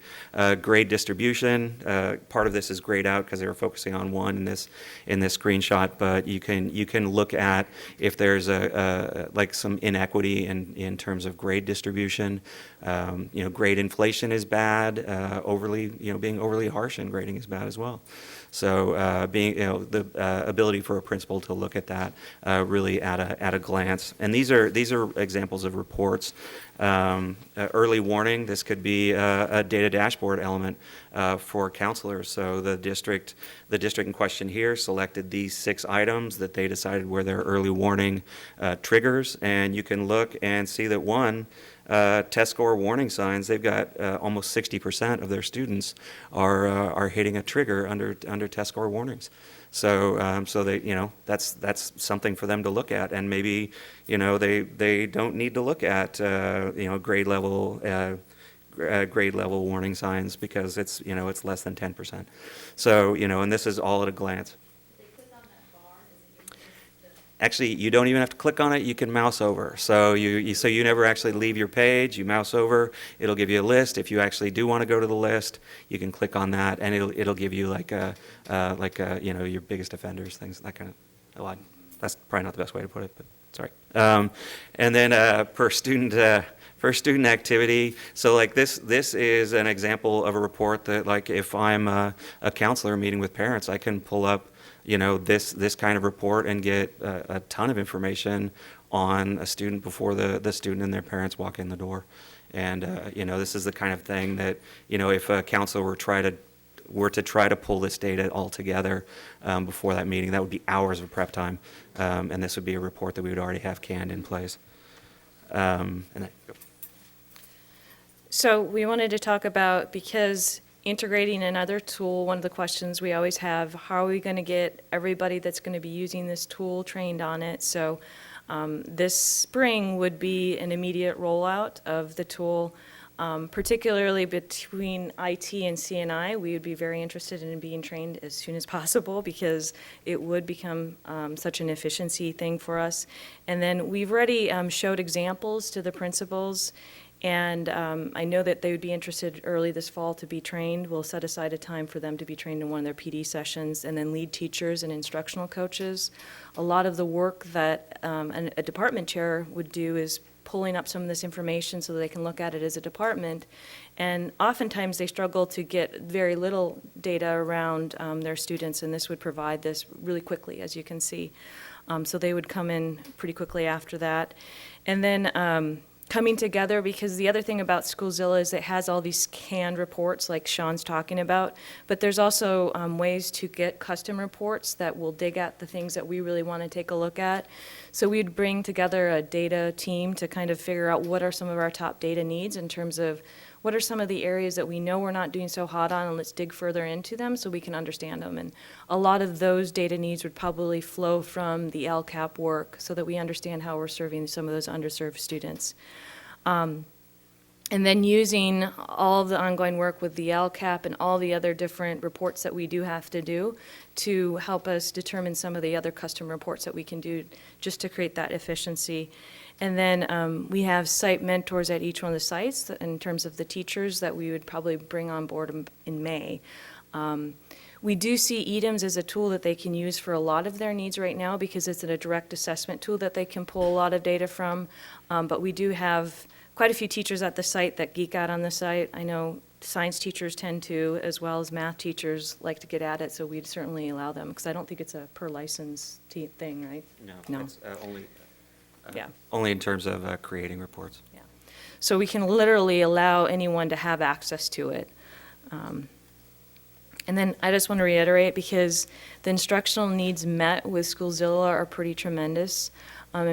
In terms of providing us with these really easy reports so that we can provide teachers as well as administrators and lead teachers and instructional coaches with data at their fingertips, because we don't have enough of it. So they're not making decisions necessarily always driven by data. They're doing it by as best data that they can get. And this would really allow us to get reports that are comprehensible as well. Because sometimes the data that we're able to pull from areas is a little bit clunky. To have graphs that can display it in ways that really are comprehensible to everybody in our system is so critical. It also is that critical data point around A to G that we kind of struggle around, and we know that that's a huge focus for us, is to increase the number of students that we're seeing meeting that. And one way for us to really understand what's happening is to get at that data point at a younger age.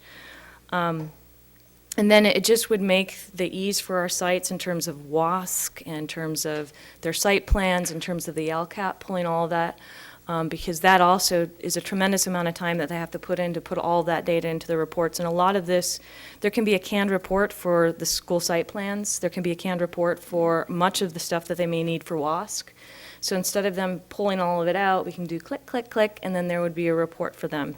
That may take a little time to do the custom reports, but that's all possible with Schoolzilla. And then, just like I mentioned, is providing that real critical insight into the achievement and opportunity gap so that we can really get at that problem in a thoughtful and strategic manner. So I think that's the end of our presentation. So if you have additional questions, we're here for you. Okay, guys. Shelley? So I have several questions, and it's probably because this isn't my area of expertise, so just bear with me. I was just curious, have you reached out to any other K through 12 districts who might be using this program? And if so, what were the pros and cons that other people, other users of this system are? Yeah, so I reached out to Oakland Unified, Hayward, and Irvine. All been Irvine is actually in an evaluation stage, so they haven't purchased it yet. But I looked at a couple other districts, talked to them. For them, the biggest advantage really was the existence of the canned reports. It really shortened the runway to getting a lot of this in place. Another company that had a lot in terms of that was Illuminate. But they didn't have the A to G strength that Schoolzilla does. Okay, and my second question is, who owns this data? Is this company taking our data to do something else with on a national or state level, or I don't know. I just want to know who owns the data. I don't want them to walk away with it and then like hold us hostage. Like, oh, that's going to cost you another $500,000 if you want your data. Yeah, I don't know. Just curious. Who owns it? Yeah, so that is an excellent question. It is our data. It will be through an MOU process. We transfer it to their servers, but it is our data. It would be the same as if we moved to a hosted solution for Aries, which we had talked about at one point. So it's our data. We want to make sure that we're rock solid with the MOU before we do any transfer. Yeah, okay, and a couple more if I may. As far as the data dump into this, because you alluded that we have like 5 or 6 different data, this is all compatible and we have the expertise to do all this? Yes. The way that, like at a bare minimum, the way that they would take the data is if we would basically extract it into a CSV, basically an Excel spreadsheet, and then we could send that to them at a bare minimum. For the systems like NutriKids or Aries, where we use a SQL database, we can actually we just align our tables with theirs and send it over. So it really depends on which system we're looking at, but worst case scenario, we just extract it into a CSV and send it to them that way. Okay, last question. At the bottom of the little contract thing here, it says additional customer support is billed hourly. So that could get ugly if we don't get real proficient fast at this. Yeah, no, absolutely. And so is there any, how is your department going to be mindful of that? well, so Alex, who we just hired, is our data system supervisor, and he initially was not. So the back end data system here is a program called Tableau, and it's a kind of the newer version of Crystal Reports, reporting software that was really big a couple decades ago. But Tableau is it was new to Alex, but the reports that he just created for the AXA collaborative that he did that through Tableau, through a free version of Tableau, and those reports were pretty amazing. So Alex is developing his own expertise on this as we were developing this process. We looked at Tableau as a back end. We also looked at Power BI. Which is a Microsoft product, which was really pretty awesome, but had its limitations. So that was another factor in looking at Schoolzilla, was looking at the overall tool that they use. It's a much easier tool for us to learn. And the customization time that's built into this contract, really we built that in mostly around our A to G, because we will need to create our own custom A to G. It'll be custom-ish, They have some A to G reports, but we would have to customize it to the extent that like our courses are not going to match another district's courses. And so things like that will have to, there's some customization. So that's why we had that customization time built in. But for the most part, we're going to be looking at either using a canned report with minor modifications or building our own.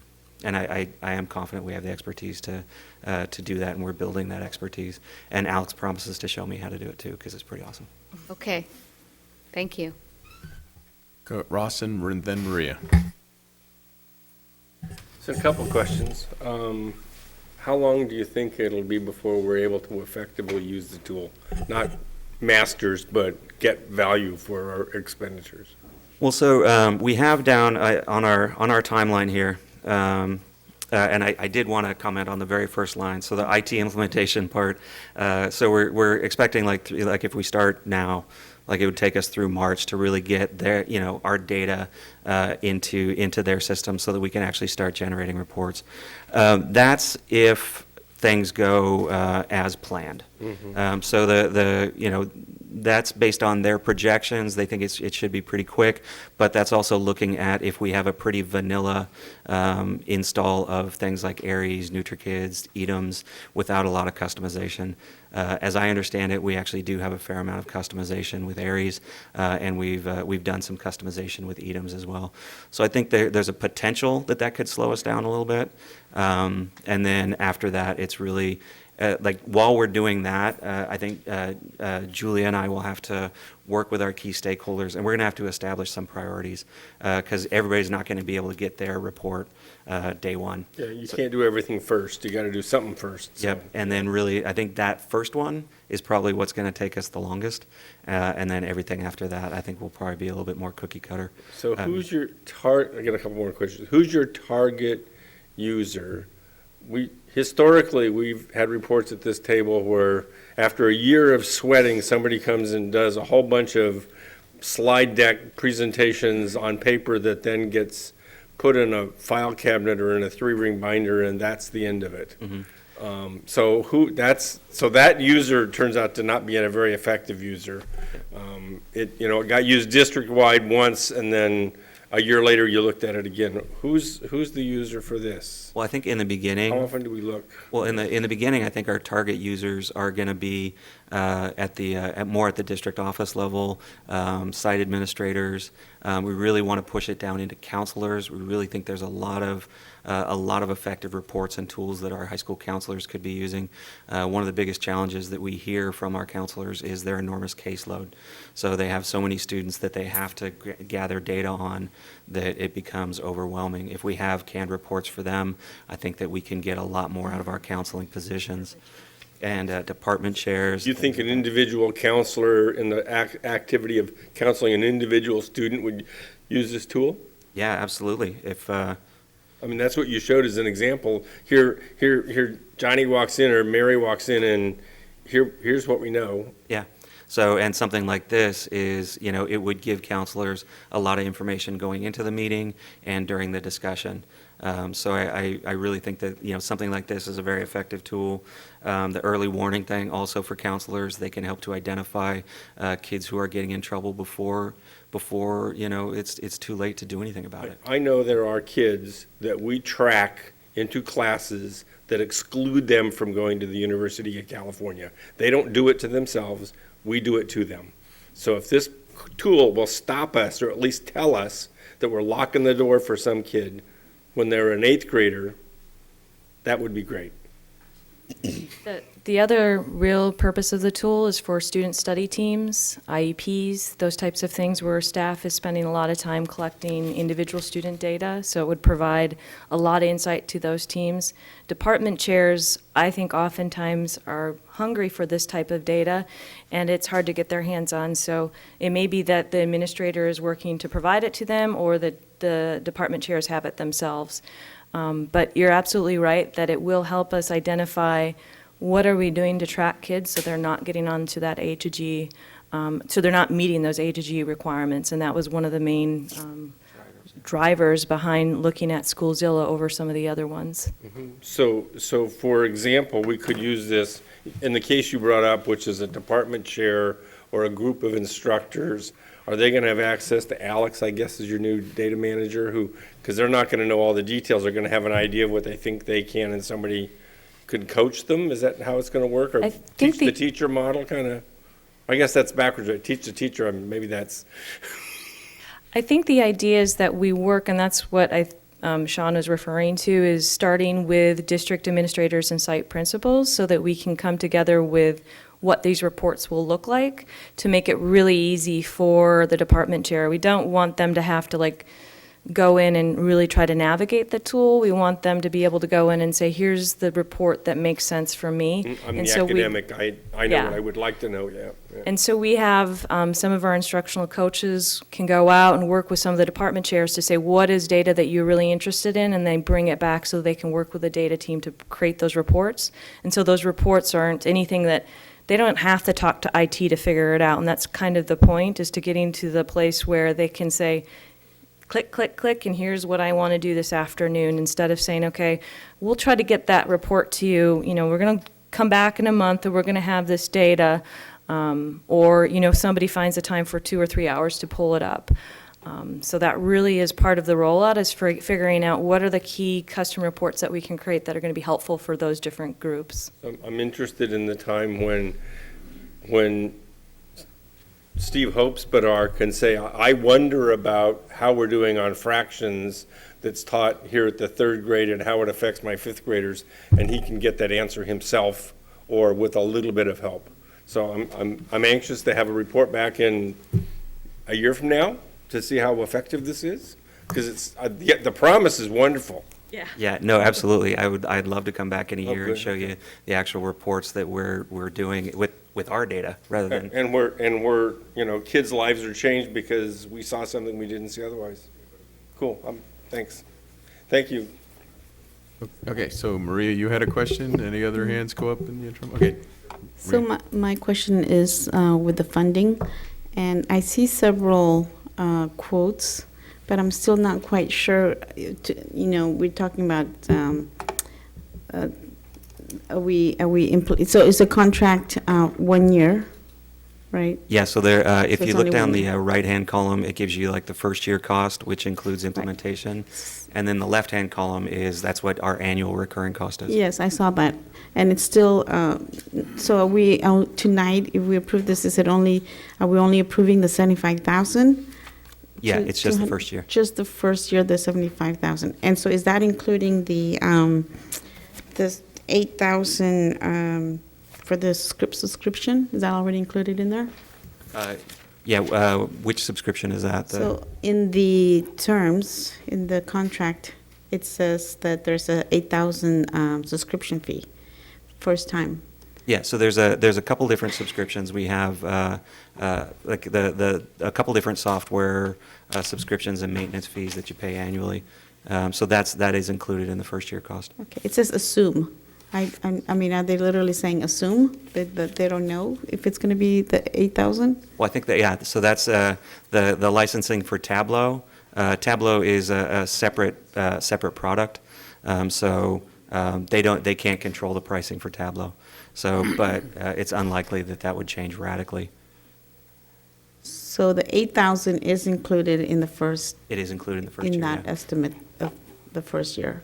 So tonight, we're only, if we accept, it's only going to be 75,286. Is that right? Board report, it says first year subscription is the 75, the ongoing subscription is almost 50,000. Right. So you're proving ongoing.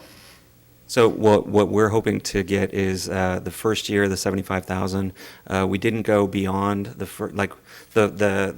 ongoing is there just so that we know if we want to keep it next year. Like if we basically get into this and find out it's a total dog, like I don't want to be locked in for 3 years. So really it's just the 75,000, but that's there for your information, so you know that what our ongoing cost is going to be. It's still going to be the bulk of that 75. Back in a year from now, you have to ask us to approve. Yes, I want that. Yeah, absolutely. Absolutely, that's what that would be. And, you know, I mean, and I might also be asking for approval for some additional development if we figure out over the course of the year that there's some custom reports that are out of our reach. And you just mentioned 3 years. You said 3 years, but earlier you said 1 year. Hypothetically, Okay. like if, you know, if we had decided on a 3-year contract, so. All right, trustee Cooper. This is awesome. This is so exciting. Couple things. Did you, you mentioned a trial period or something like that, if you want to call it whatever. Did we looked into that, or we did it, or how did we handle that? We exhausted that. Yeah. I got a warning that I have 1 week left on my trial period, so. Okay.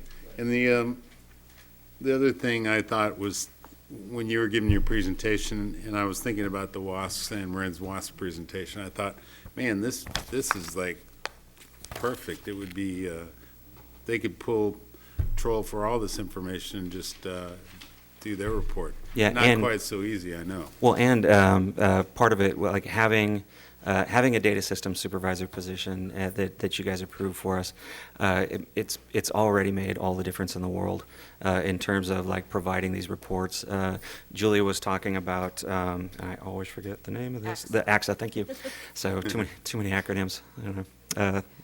Too many education acronyms, not IT acronyms, right?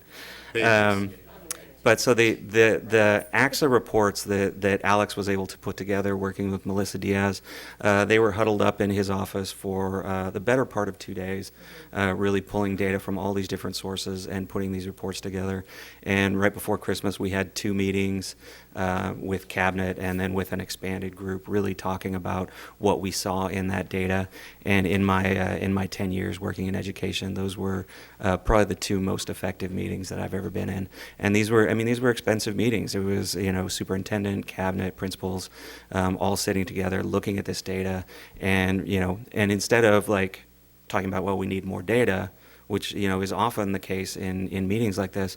Oh, if we need more data, we would just mouse over, like Debbie said, or, you know, we could actually get the data that we needed right there in the meeting, and we walked away with action items, decisions. I mean, we walked in, we saw the data, and we were done. And it was really effective, and that was where we really decided that a data warehouse is really where we need to go. And we don't need to double up on anything. It looks like Aries and EDMs populate automatically once it's set up. Is that right? Yeah, once we set it up, there's some scripting and things that we'll have to do so that it extracts the data. So it's a no-brainer. But it should be pretty automatic once it's all in place. And then having Alex's position, Alex would be there if we have a WASC going on. Alex would be there to help provide data for a special event like that as well. So I think that it was really a critical position and a critical shift into really taking data-driven decision making seriously. Good fun. Okay, do you guys feel like you have enough to go on? And I'll save us all a lot of time, just say, great work, I support it. I could talk for hours, but I won't. I will go in a little bit of the opposite direction, because we approach professional development from sort of the perspective of a percentage of something somewhere along the line that we just talked about that in the improvement of our HR department, that we want people to have ongoing training and support. So whether it's this product or another, when you come back for your renewals on the product, I would expect there to be a percentage in there for additional support and professional development for the people who are using it.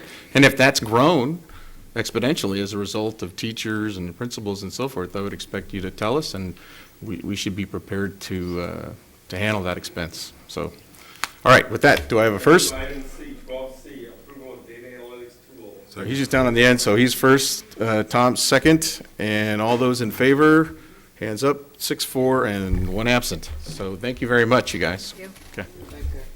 This is going to be a different world. So with the conclusion of that report, that ends our board meeting for this evening. Our next meeting is February 2nd, and after that, February 23rd. Good night, thanks, everybody.